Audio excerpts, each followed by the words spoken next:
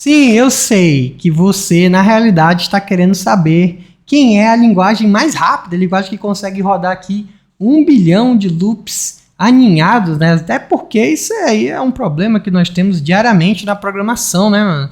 Fazer assim 1 bilhão de loops é um bagulho que a gente tem que saber, né? Ó, a gente vê o Dash numa posição boa aqui também, né? O que mais me assusta nisso aqui foi o Go.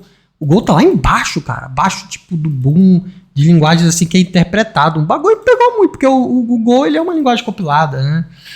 Mas aí, ó, se você tiver dúvida e quiser saber um pouco mais sobre isso, eu recomendo o vídeo aqui, ó, do Pedro Pessoa, o que ele fala, ó, porque o Go é 3 vezes mais lento que o Rush, ele tomou ar total, e o Python é 150 vezes mais lento que o C. E ele explica o porquê desse loopzinho aqui, né?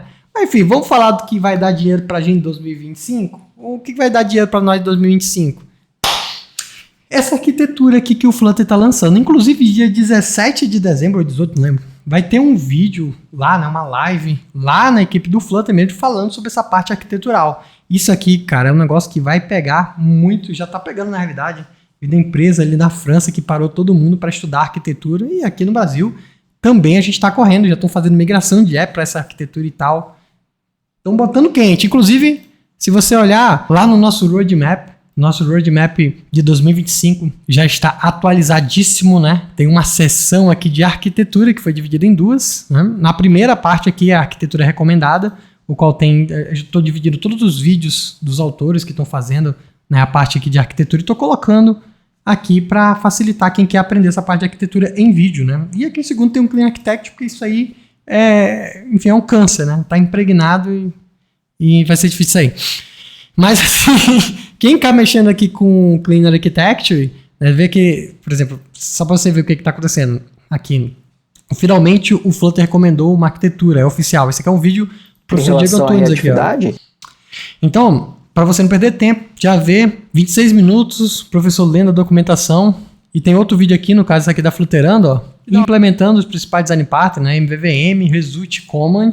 E aí, também tem outros detalhezinhos legais que a gente está trazendo, por exemplo, eu e o professor Diego Antunes, a gente está muito focado nessas questões aqui de trazer arquitetura para vocês, hein, mano? Então a gente está colocando tudo aqui bonitamente, ó. Inclusive, ele veio falar sobre esse Optimic State, que é um negócio muito bacana. É aquela ideia de, por exemplo, quando você vai fazer um botão ali acontecer, em vez de você botar um load e esperar aquilo acontecer, você já põe logo o estado de sucesso. Aí se der erro, você volta pro estado que estava antes e informa o erro, tá ligado? Então, essa técnica é muito interessante, isso faz parte também da documentação nova, então aqui é uma recomendação para você estar utilizando. E aí outra parte da arquitetura aqui, ó, o Design Pattern que irá mudar na nova arquitetura do Flutter, que é esse vídeo que você está assistindo agora aqui, né? E um spoiler, se você está assistindo esse vídeo na segunda-feira, vai ter aqui, ó, implementando a nova arquitetura recomendada do Flutter, na segunda-feira, dia 9, às 20 horas ali, 19, 20 horas, nós iremos implementar ao vivo um aplicativozinho simples, né? Tá até aqui na tela, ele tem um servidor, então a gente vai ver conceitos de CRUD, que é o que todo aplicativo faz, e também a gente vai ver conceitos aqui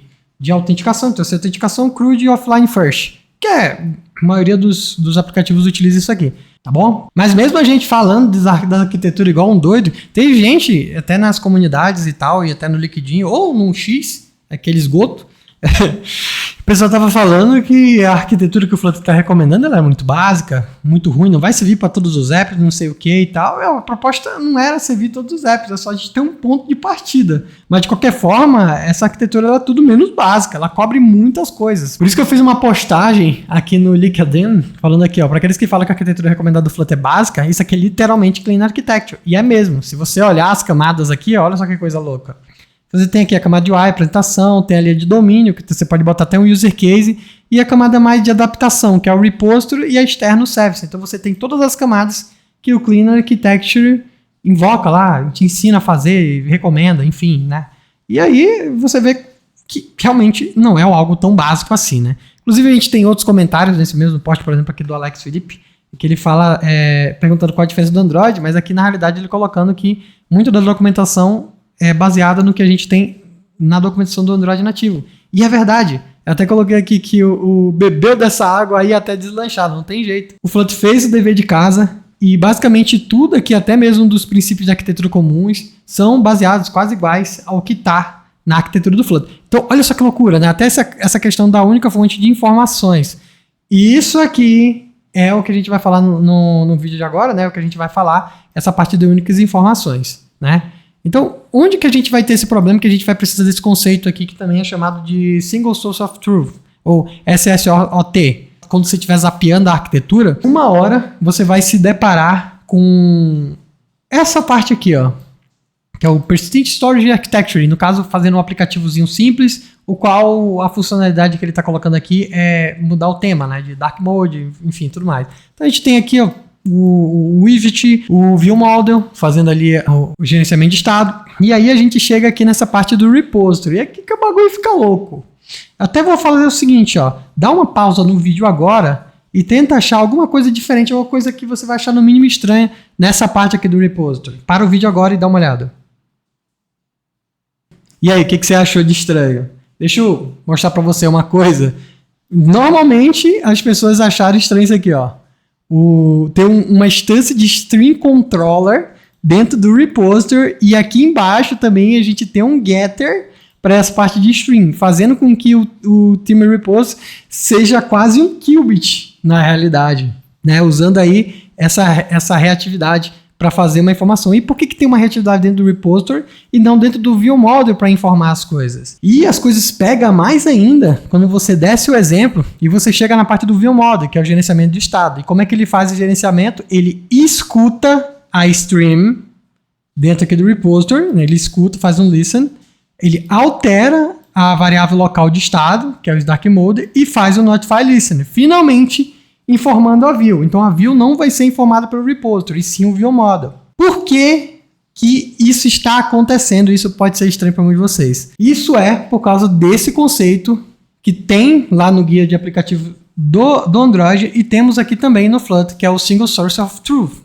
que é a parte, basicamente, a tradução literal, uma única fonte da verdade, que não diz muita coisa, mas na realidade ele está dizendo o seguinte, que uma parte dessa camada, uma camada ali, ela vai ter que ser a representação geral de tudo. Por exemplo, se você vai fazer um offline first, ou qualquer coisa que vai representar um estado que pode ser modificado, tanto no servidor, remotamente, como localmente, esse cara tem que ter um ponto específico apenas que vai ser modificado, tá ligado? Isso é a parte da única fonte de verdade. Eu tenho que ter um cara ali que vai representar. E não é o gerenciamento de estado. Isso pega muitas pessoas nisso aqui. Mas por que o gerenciamento de estado, que às vezes um controller, uma história, um bloco, que é literalmente eu componentizar a regra de negócio, por que eu estou removendo essa parte de gerenciar estado, ou pelo menos guardar essa informação de regra de negócio dentro do repository? E é estranho porque muitas pessoas têm no repository a sua definição antiga. Eu vou dizer antiga porque para essa arquitetura a definição do repository é diferente. Tá tudo bem fazer assim na documentação. Se você é das antigas, você sabe que a Microsoft ela pautou o repository como sendo um design partner responsável por consumo de API. Então, se você for lá consumir a tua base de dados e tudo mais, você usa o repository. Então, é dessa forma que muitos usam. Mas em alguns front-ends, Android, aqui no Flutter agora, o repository está sendo utilizado fazendo parte da ideia de model, ou seja, das execuções da regra de negócio, fazendo com que o view model ele não execute a regra de negócio, e sim ele informe quem vai executar e também ele vai lá e altera a regra de negócio. Mas a execução toda, né, e guardar essas informações como fonte de verdade é responsabilidade hoje do repository. E se você olhar esse conceito que nós temos aqui, fica bem claro quando a gente vai falar de view model, porque o view model ele fica mais na parte externa, então ele está mais na camada de view, gerenciando o estado e tudo mais. E a parte do data layer, que é a parte de model, que o model literalmente é regra de negócio, representação e execução, nós temos aqui o repository. Olha que coisa interessante, estando ali fazendo um handle da parte de lógica de negócio. Que coisa, né?